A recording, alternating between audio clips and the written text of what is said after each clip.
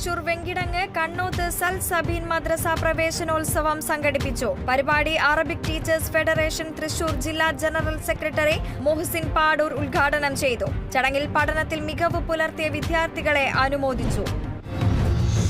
കൊല്ലം Sooranad SSLC+2 പരീക്ഷകളിൽ ഉന്നത വിജയം നേടിയ വിദ്യാർത്ഥികളെയും തൊഴിലുറപ്പ് തൊഴിലാളിയെയും ആദരിച്ചു. KCT ജംഗ്ഷന് സമീപം സംഘടിപ്പിച്ച ചടങ്ങിന്റെ ഉദ്ഘാടനം MLA കോവൂർ കുഞ്ഞുമോൻ നിർവഹിച്ചു. അന്തരിച്ച മുതിർന്ന CPIM നേതാവ് E. കാസിമിന്റെ 6ാമത് ചരമവാർഷിക ദിനാചരണം സംഘടിപ്പിച്ചു.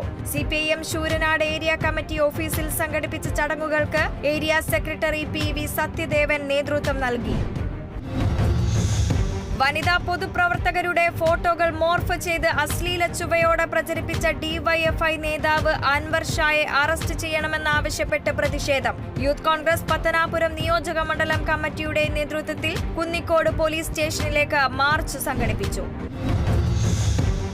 തൃശൂർ പെരുമ്പുഴയിലെ കലുങ്കിന് മുകളിലെ പാലം പുതുക്കി പണിയണമെന്ന ആവശ്യം ശക്തം. പാലം തകർന്ന് മാസങ്ങൾ പിന്നിട്ടിട്ടും പുതുക്കി പണിയാത്തതിൽ പ്രതിഷേധിച്ച് പൊതുപ്രവർത്തകൻ വെങ്കിടങ്ങ് സ്വദേശി KR ജോർജ് ഏകാംഗ സത്യാഗ്രഹം സംഘടിപ്പിച്ചു. സത്യാഗ്രഹത്തിന് പിന്തുണയുമായി നാട്ടുകാരും രംഗത്ത്. നിയുക്ത MP കങ്കണയെ മർദ്ദിച്ച CISF ഉദ്യോഗസ്ഥയ്ക്ക് പാരിതോഷികം പ്രഖ്യാപിച്ച് തമിഴ് സംഘടന.